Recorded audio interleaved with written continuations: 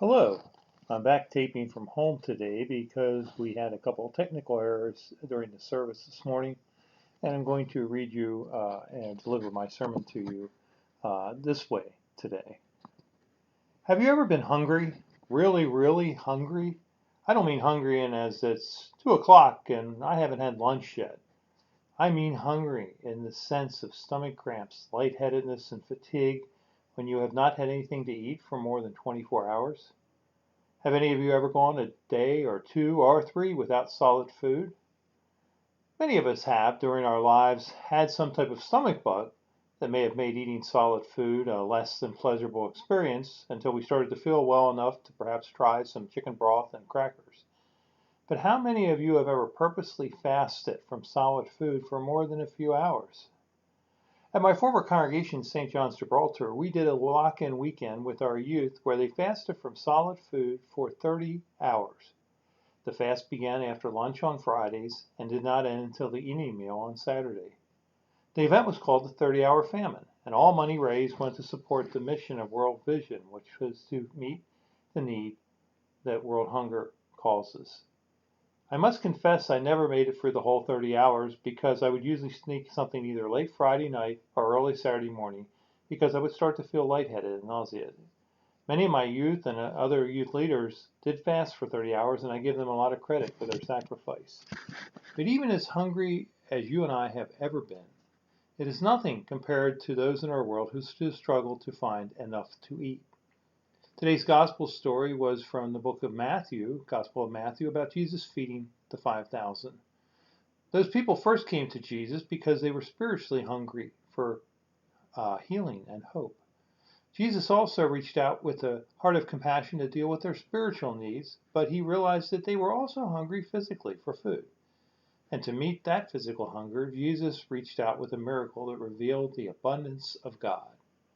Jesus used the miracle of feeding the 5,000 to teach his disciples that a major part of their ministry would be feeding people spiritual and physical sustenance in a world where people are starving for both. There are many people, I should say, in the world who are hungry for spiritual food. But sadly, there are almost so many more who are hungry for physical food as well. And just as Jesus did with his first disciples, we as Jesus' disciples in our generation are also called to feed people spiritually and physically so they can know that God cares for them. Too often, though, just like the disciples in today's gospel passage, we are fearful about actually doing this with the resources that we have available. The disciples wanted to send the crowds away because they thought it was impossible to do what Jesus asked them to do. But Jesus taught his first disciples and us three powerful lessons about how God can use ordinary and simple resources to continue to offer help and hope to a hungry world in miraculous ways. The first lesson was that we are to be people with great compassion, especially for those who are hurting and hungry. One of the great hallmarks of Jesus' earthly ministry is his great compassion. So the feeding of the 5,000 is first and foremost a story of compassion. Jesus saw the crowds, had compassion on them, healed those who were sick, and then fed those who were hungry. Paul's letter to the Colossians outlines the qualities that should mark the Christian's life. In Colossians 3:12 we read, "As God's chosen ones, holy and beloved, clothe yourself with compassion, kindness, humility, meekness, and patience." Answering God's call to carry help and hope to a hungry world starts with compassion. There's a bumper sticker that reads, "To believe is to care is to do." Compassion is the glue that actually binds the church on earth together. Even though we may disagree in theology, worship practices, and spiritual life, we can hopefully find common ground among all faith traditions to show compassion to those who are hurting in our world. World Vision and Bread for the World are just two parachurch organizations that do work to unite Christians in a common cause of compassion. Because in a world of brokenness and sorrow, compassion is one of the most powerful healing forces that we have as Christians to share. If we say we are Christ's disciples in this generation, then we are called to be agents of God's compassion. But sadly, too often, we are undercover agents, waiting to be activated. We definitely want to receive crystal clear directions from headquarters before proceeding with our mission. We are just like the first disciples, who often waited for Jesus to take the lead in compassion.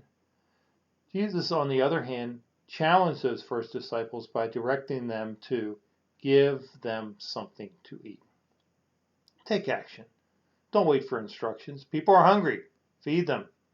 Feed them just as I have fed you, Jesus says, through my body, the bread of life. Jesus often taught his disciples by example and by on-the-job training.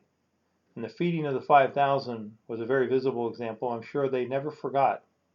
After this miracle, they knew that God's help was always there, so that there would always be enough for all. All of us are guilty of finding excuses not to be compassionate based on a myth that there is a scarcity of resources. There is not enough time, not enough money, not enough people to help, not enough, not enough, not enough. You hear it all the time in the church. Just like the disciples, we look at small resources and see scarcity, not abundance. The disciples asked, Lord, how can we feed over 5,000 people with 5 loaves and 2 fishes? It's not enough, not enough, not enough. But guess what? In today's gospel, Jesus took that small, seemingly insignificant 5 loaves and 2 fishes, meant for one little boy's lunch, offered it to God to be blessed, and it turned into an abundance that fed those 5,000 people. God can still take our perceived scarcity and make it abundant. God, working through his Son, Jesus Christ, can take a few loaves of bread and a couple of fish and feed the multitudes. And that brings me to the most important lesson of all in today's gospel. God will make us equal to the task he calls us to do. It does not matter how much we have. What matters most of all is that God can do miracles with what we have. God takes our contribution, however modest, and makes it enough. Give them something to eat continues to challenge all Christians today. And we are easily tempted to believe, as the disciples did, that we have nothing to offer in the face of such great, overwhelming need. Millions of people are hungry, and we have nothing to offer except a small box of canned goods. Millions of people lose their homes and livelihood to war and natural disaster, and we have nothing to offer except prayers and a few blankets.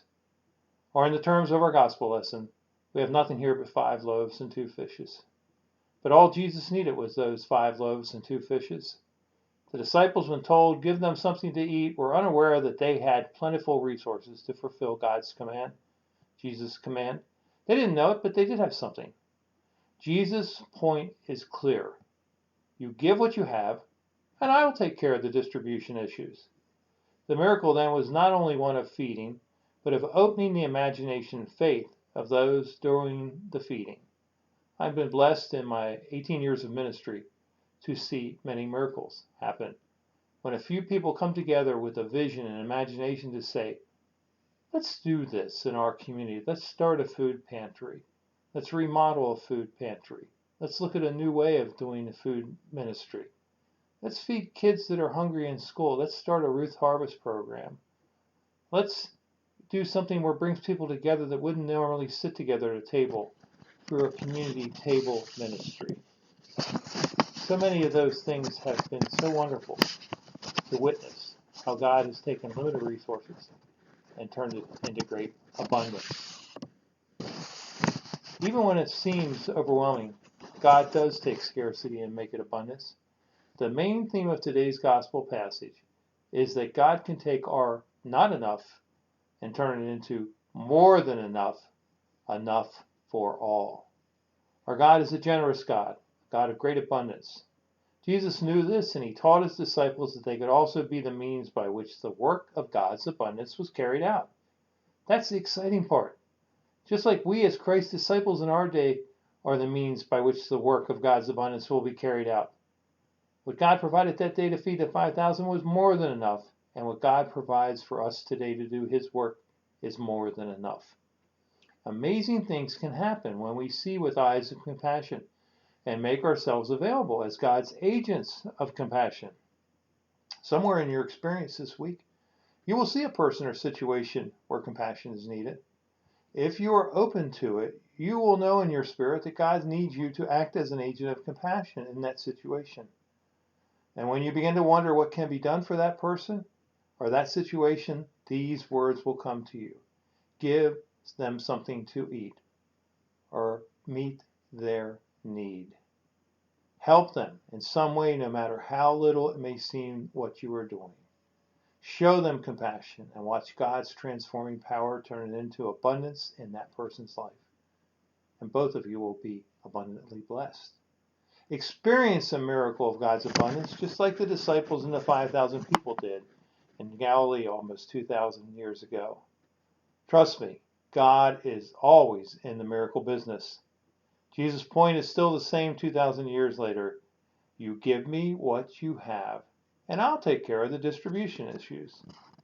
In Jesus' hands, those 5 loaves and 2 fishes turned into great abundance. The disciples had added 5 plus 2 and gotten 7. They were doing worldly math. But we deal with heavenly math. Jesus doesn't deal in addition. Jesus deals in multiplication, and so does God Almighty. God always brings so many good things out of scarcity and turns them into abundance. Jesus, the Son of God, always says, bring them to me. And when we bring even small amounts to God and trust in God's abundance and multiplication, we can do more than we can ever hope or imagine. We really need to learn to trust in God's abundance and quit worrying about not having enough. We need to unlearn the world's math of there never being enough and learn God's math of generosity, which always produces abundance. God will take whatever we have, and when it is freely given to Him in His service, it will become great enough to meet the need that it was given for. Miracles can happen even in our day when we trust in God's abundance and share together our resources for the good of all. Christ empowers each one of us to perform our own miracles of showing compassion and creating community when we share of what little we have, joyfully and gratefully. When we look beyond our own needs to the needs of others, we can be miracle workers of abundance in our generation. All miracles begin when we feel for others with the compassion of God. All miracles begin when we stop worrying about having enough and trust in God's ability to provide. Also, here's another way miracles are come into being. A miracle is a shift in perception from fear to love. Marianne Williamson wrote that great quote. A miracle is a shift in perception from fear to love. If we move from fear to love, miracles happen in so many ways in our lives. When someone offers a gift, starts a ministry, or stretches out a helping hand, another one of God's miracles can take place. God kicks into high gear to use that effort, however feeble, to God's glory and to humanity's good. When we give God something to work with, our treasure, our time, our devotion, and our service, God takes our offering, no matter how meager, blesses it, and increases it.